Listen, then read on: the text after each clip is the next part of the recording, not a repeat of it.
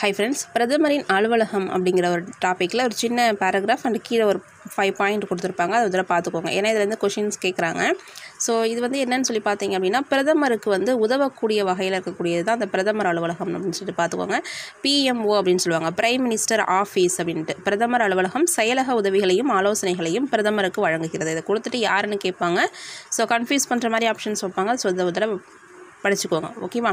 ஒரு தடவை வாசிச்சிங்கன்னா ஈஸியாகவே இருக்கும். இந்திய அரசோட உச்சகட்ட முடிவுகளை வடிவமைக்கும் நிலையில் உள்ள பிரதமர் அலுவலகம் அரசமைப்பால் குறிப்பிடப்படாத ஓர் அதிகார மையமாக திகழ்கிறது. பிரதமர் அலுவலகத்திற்கு இந்திய அரசின் துறைகளில் ஒன்று என்ற தகுதி உள்ளது. அதெல்லாம் ஸ்டேட்மெண்ட்டில் கேட்கலாம் கொஷின்ஸாக. ஓகேவா? கூற்று கொடுத்து கேட்கலாம். இந்த அலுவலகம் 1947 உருவாக்கப்பட்டது. 97 PMS அப்படின்னு சொல்லிட்டு அழைக்கப்படுது, பிரைம் மினிஸ்டர் செக்ரட்டரியேட். அதுக்கு முன்னாடி பிரைம் மினிஸ்டர் ஆஃபீஸ் அப்படின்னு சொல்லிட்டு அழைக்கப்படுது. இதோட ஃபங்க்ஷன்ஸ் கொடுத்துருப்பாங்க. அந்த 5 பாயிண்ட்டையும் பார்த்து வச்சுக்கோங்க. 5 பாயிண்ட்டை கொடுத்துட்டு எதுன்னு கேட்கலாம், இல்லை பொருந்தாதது எதுன்னு கேட்கலாம்.